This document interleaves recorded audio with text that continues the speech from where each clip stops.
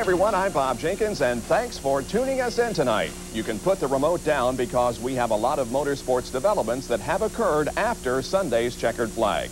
One thing that hasn't changed is the status of Jacques Villeneuve's quest for his first PPG IndyCar championship. With a win at Loudon on Sunday, he could have clinched the title. He raced to a fourth-place finish, and combined with Rahal's 10th, the result was still good enough. But until Team Penske's Portland appeal is heard, the celebration is on hold. IndyCar has selected a chief judge with remaining 2 yet to be named, and they must commence the appeal procedure by September 2nd. With the series making their last oval track appearance of the year, the season-long streak of surprises continued. Our Derek Daly was in New Hampshire and joins us now. Derek? Thanks, Bob. There's no denying the parity that IndyCar has displayed this season. Now, on paper, you might suggest that Jacques Villeneuve has had a runaway season. Although it's been stellar, 7 other drivers have also enjoyed the spoils of victory. And last Sunday, we added yet another new name to that list. The first clue came in qualifying when rookie Andre Ribeiro used his lone Honda Reynard Firestone combination to earn his first pole position while setting a new track record. Only Teo Fabi and Scott Pruitt could come close to Andre's 177-mile-an-hour pace. At the green flag, Fabi used his outside starting line to get the jump on Ribeiro, but before the leaders could get up to speed, there was a big crash back in the pack. Adrian Fernandez, who had already destroyed his primary car during practice, lost control entering turn 2, and he smashed backwards into the concrete wall. From the aerial replay, Fernandez was sorting out his 5th row starting spot when the back end simply came round. There were no other cars involved. While Fabi continued his control for the first 42 laps, Robbie Gordon, Scott Pruitt and Michael Andretti battled behind. Pruitt caused a second caution when he spun right in front of Andretti. Scott backed it into the 4th turn wall, and after a brief oil fire, he was able to climb out unhurt. On the ensuing pit stops, Andretti came out with the advantage after Fabi's crew had trouble with the right rear air wrench. With his early handling difficulties now fixed, Ribeiro easily picked off traffic and caught Andretti on lap 99. Andre's power advantage was clearly visible as he flew by Michael. On the same lap, top 3 contender Paul Tracy was black flagged for an oil leak. While being held in the pits, a frustrated Tracy tried to plead his case with IndyCar officials, but the Lola Ford was considered done for the day, and Tracy received a $12,000 fine for his physical and vocal actions. Near the end of the 200-lap race, Ribeiro had the track to himself, with only Andretti on the lead lap with him. A flat-out run to the checker was spoiled, however, when Buddy Lazier and Marco Greco collected each other just before the white flag. But I don't really think Andre cared. The win came under yellow, but the dominant car and driver combination came home the winner. Well, I can't believe this is the greatest moment in my life. It's incredible. It's incredible. What were your concerns when this day started? What were you trying to remember as the key that might get you to this moment? To be patient, very, very, very patient. I was talking with Steve Horn all the time on the radio. They were keeping me cool, but I tell you, the last laps were difficult. It's great. While Andre Ribeiro was at home celebrating in Brazil, we're joined by his car owner, Steve Horn. Steve, congratulations on a tremendous afternoon last Sunday. But let's go back a bit. You started this season with a rookie driver, a new tire, an unproven engine, and a return to IndyCar racing. A lot of people questioned all these unknowns. Was this a big gamble for you? Well, Derek, I think part of of winning in racing is getting the ingredients right. Andre driven for us in Indy Lights the year before, done very well, so I knew his talents. Honda had succeeded in every other form of motorsport, so for me there was no gamble involved there. And we worked with Firestone before, so I knew their product. So for me, I think there was very, very little downside. Steve, when Scott Goodyear was penalised while leading the Indy 500, a lot of people saw you leave the track with your head low. Did Sunday's win help erase that memory? Well, I don't think my head was low at Indy. I think I was very proud of what the team did at Indy. I was very proud of what Scott Goodyear did. We just didn't get the result that I felt we deserved. But certainly at Sunday at New Hampshire, Andre made it real for all of us. I think it was a tremendous effort on his part, and again, a great job by the team and Honda and Firestone for us. Looking ahead to next season, Steve, why will you leave the successful Reynard chassis and change to Lola, and is there a second car in the works for Scott Goodyear? Well, yes, Derek, we are going to switch to Lola next year. We've taken a hard look at the 2 chassis that we can buy for next year. Actually, I think they're both going to be very equal, but we felt with Lola we'd have a better shot at some of the development that's going to be needed under the new rules, so we made the decision to go with them. working very hard and trying to put something together for Scott Goodyear. I think Scott and Andre would be a tremendous combination of experience and youth, and I'm very hopeful that's going to come off for us. We've also heard you're planning a return to the Indy Lights program now. Do you have any qualms about this possibly jeopardizing the momentum you've now built up in your IndyCar program? Well, first of all, we wouldn't be sitting here today with this victory under our belt if it wasn't for Indy Lights. I think it's a great arena for bringing on young drivers, new sponsors, etc. We've made a decision to get back into Indy Lights, but that's not until 1997. So really we've got another year under our belt on Indy cars before we get back into Indy Lights, and I think it's just a natural progression for us to build this team. Steve, thanks so much for taking the time to be on our show, and enjoy every moment of the celebrations. Good, thanks very much, and I'd just like to say thanks for all the fans that have sent us a lot of letters and a lot of congratulations after New Hampshire. On Wednesday, Jacques Villeneuve sponsor Players Limited made it official. They will leave Team Green and form a new partnership with Forsyth Racing. That combination dominated the Indy Lights Championship this year, winning it with Canadian driver Greg Moore, who we presume will move up to IndyCar racing next year. Now, Teo Fabi, Forsyth's driver from this season, will also be back in a car backed by Combustion Engineering. So, Bob, the dominoes continue to fall. For SpeedWeek, I'm Derek Daly. All right, thanks, Derek. With Andretti's runner-up finish at Loudon, Ford captured the inaugural PPG IndyCar Manufacturers Championship. Since the Ford Cosworth XB engine debuted in 1992, it has powered to 26 victories. 11 of those have come in 1995. When we come back on Speed Week, tune in to see the last tune-up for the U.S. Nationals. Only 7 times in the 26-year history of Winston Cup racing at Michigan has a driver visited victory lane twice in the same summer. Bobby Allison was the first in 1971, and until Sunday, Bill Elliott's mega sweep was the last entry on the record book. Welcome back to Speed Week. The 1993 NASCAR Winston Cup rookie class that was headlined by Jeff Gordon and Bobby Labonte has wasted no time in creating most of the headlines this year. Gordon is running full steam toward a championship, and now that Labonte has found victory lane, he keeps going back, especially at Michigan. He began by qualifying for the pole position, but would have to wait until lap 50 for his turn up front. Outside front row starter Ricky Rudd and eventually Bill Elliott were the early leaders. It was not a good day for 3 of the 4 drivers who have a chance of catching Gordon in the points. First to fall was Watkins Glen winner Mark Martin, who broke a timing chain on lap 52. Just prior to halfway, Dale Earnhardt broke a timing belt and suffered his 3rd consecutive Michigan DNF, compounded by the statistic that he has finished lower than 20th in 4 of the last 6 races. Last to take a big hit was Ted Musgrave, whose carburetor problems brought him into the garage area for a long visit. He did return to finish 28th, and Ted kept his string of no DNFs this season alive. Just like at Indianapolis, Bill Elliott was the dominant car most of the afternoon, but Gordon and Labonte kept him within sight. Rick Mast brought out the 3rd and final caution of the afternoon when he lost the back end and hit the wall between turns 1 and 2. No other cars were involved. Rick finished 31st. With just 16 total laps of caution time, it's not unusual for a Michigan race to wind down to a fuel mileage contest. With 16 laps to go, the DuPont crew brought Gordon in for the splash and go.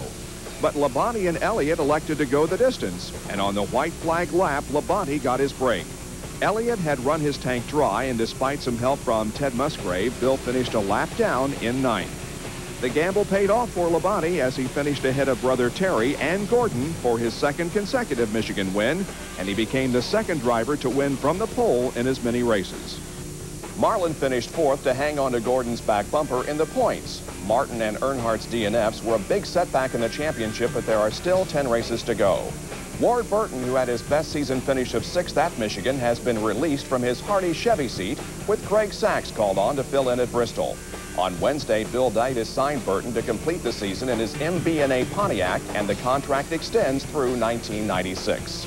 Gordon's crew chief Ray Evernham was named the Western Auto Mechanic of the race for the 4th time this season. Evernham leads all other crew chiefs in the race for the year-end prize of $25,000. Dale Earnhardt will have a new crew chief in 1996. Andy Petrie, who captained Dale's last 2 championship seasons, will rejoin Leo Jackson's Skoll team as crew chief and co-owner. Leo and I have a great relationship we built over time, and I worked for him for 10 years, and we've remained friends through working over here, and looking forward to going back home. The NHRA Champion Auto Stores Nationals served as the last tune-up prior to the U.S. Nationals next weekend in Indianapolis.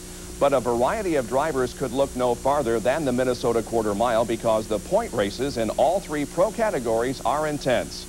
Here's Dave McClellan. Thanks, Bob. Welcome to the Pro Stock seesaw battle between Warren Johnson and Jim Yates. Since the Englishtown round in mid-May, one of these men has been in every final. This was the 4th time they have met head-to-head. In the closest test of the weekend, Johnson got the whole shot and narrowly protected his lead for the entire quarter mile. Johnson posted a 7.20 second elapsed time at over 193 miles an hour for win number 4 this season. With the win comes a little breathing room in the standings. Johnson takes a 53-point lead to Indianapolis, plus the title of defending U.S. Nationals champion. John Force upped his final round appearance tally to 9 in 14 events this season.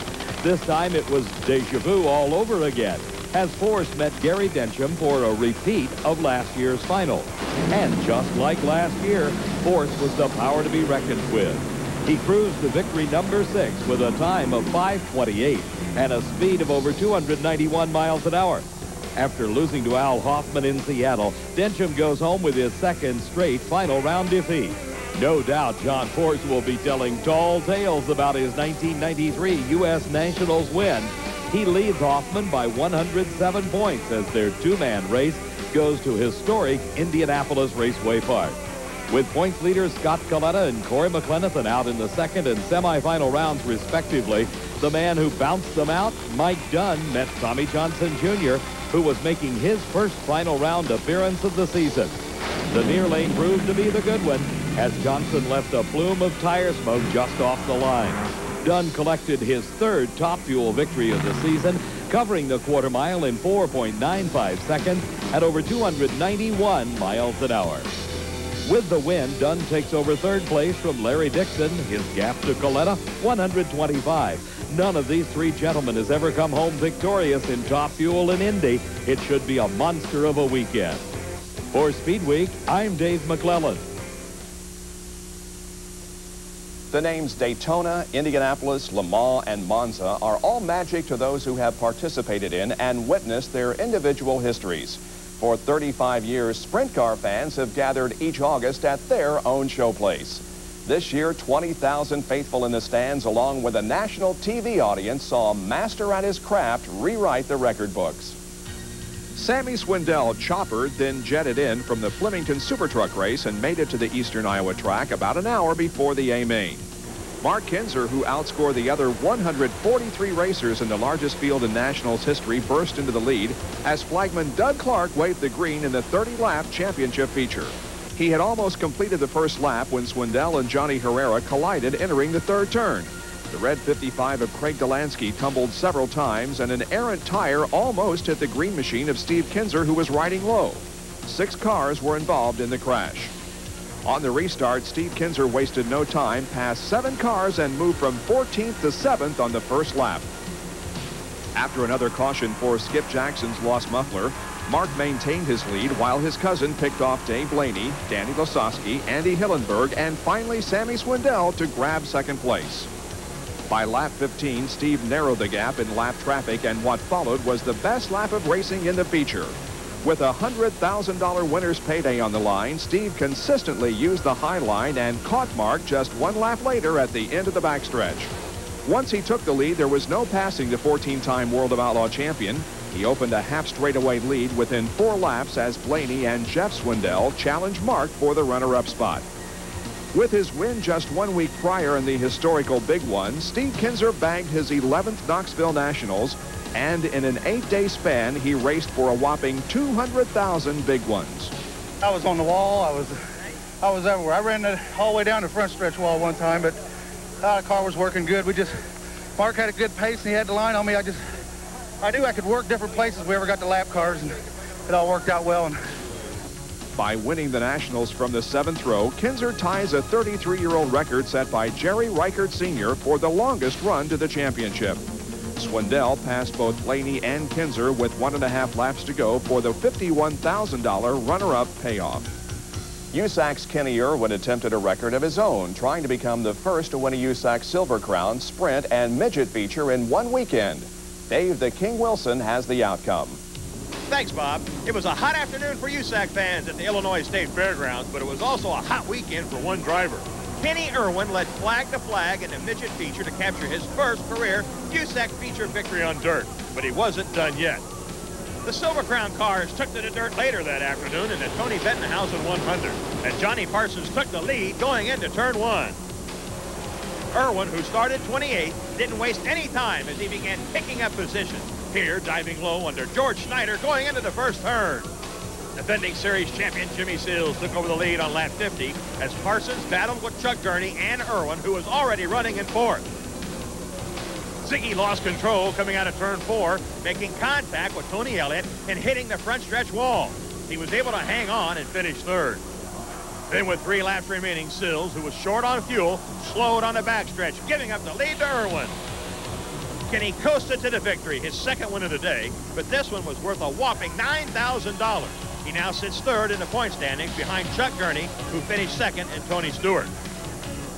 The next day at Salem in a sprint car, the pressure was on Irwin to try to set the record, but it wouldn't be easy. Running 2nd behind Stewart, the two put on quite a show on the last lap as Irwin tried high, then low, but to no avail. Stewart took the victory, but Irwin had one whale of a weekend. For SpeedWeek, this is Dave the King Wilson. Our Gary Lee is up next in the SpeedWeek newsroom with the latest qualifying results from Winston Cup and Formula One. Gary? Thanks, Bob. I am ready for Saturday night and 500 laps under the lights at Bristol. And Mark Martin will have pole honors as he will lead, to quote Benny Parsons, the equivalent of 36 jet fighters in a gymnasium. After a disappointing DNF at Michigan, Martin rebounded to break the track record on the high bank 5/8 mile oval, just besting Chuck Bound's 94 speed. And just as important as where you start is where you pit. Here, if you're off just a heartbeat, you lose 4 or 5 tenths, you wind up on the backstretch. I'm relieved to be on the front. The pole's a bonus. The pole's a bonus. Congratulations. Thanks, man. Well, that was one of the things. First was to get on the front stretch and then a front row starting spot. Michigan runner-up Terry Labonte gets the same position for Saturday night's green flag, and Rusty Wallace also made the top 5. Dale Earnhardt will go for Bristol career win number 9 from 7th starting spot. In 69 Winston Cup races at VIR, 87% of the winners have come from the top 10. Provisional qualifying for Sunday's Grand Prix of Belgium was run under wet conditions. Heavy rain prior to the time session turned the 4.3-mile circuit at the Spa into a slippery course, which only Ferrari's Gerhard Berger and 92 winner Michael Schumacher could break the 2-minute 15-second barrier. Schumacher's Benetton teammate Johnny Herbert crashed heavily during practice. He was uninjured, but will have to wait until Saturday's session to qualify. Tony Elliott won Wednesday's USAC Skoll National Midget feature at the Evans Kokomo Speedway. Elliott led all 30 laps. Current points leader Andy Michner flipped on the 12th lap and finished 15th, allowing second-place Tony Stewart to gain ground. Since leaving Knoxville, the World of Outlaws made 2 stops this week. Steve Kinzer stayed on a roll, leading all 35 laps at Magic City Speedway for his 13th win. And Dave Blaney won number 10 on the season Thursday at Skagit Speedway in Washington. And finally, after severing ties 2 weeks ago with Renault, 4-time world driving champion Alain Prost has signed with McLaren. He will return to the cockpit to assist in some of the team's remaining 1995 testing and development program. There is no word on next season. That's it from the newsroom. I'm Gary Lee. Have a good weekend. Thanks, Gary. Now here's the CarQuest Racing Calendar.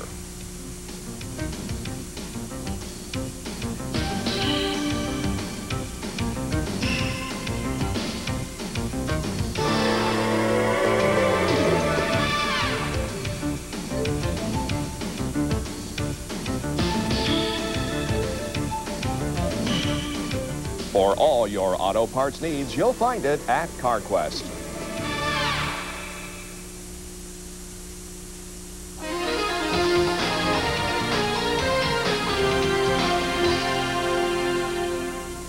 Before we leave you tonight, our staff has collected the best shots and the more humorous moments of the racing month just passed. Here's a look at the dog days of August.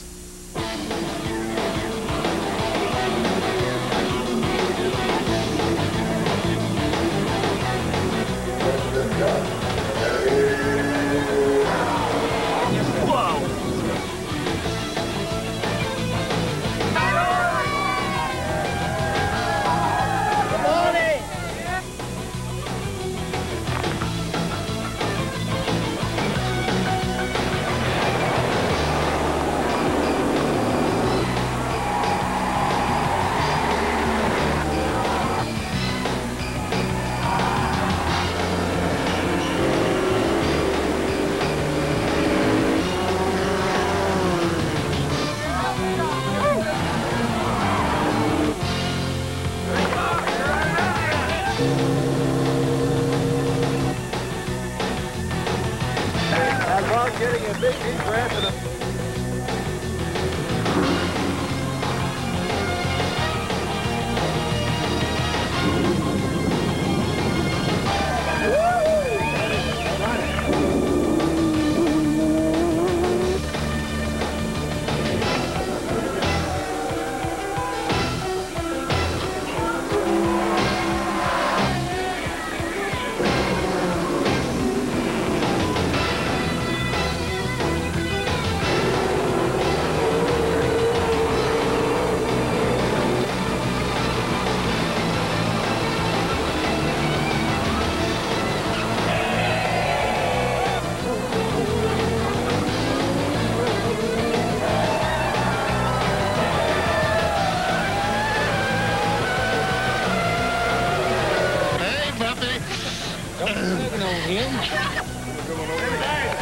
Look at that! He falls through and loses it!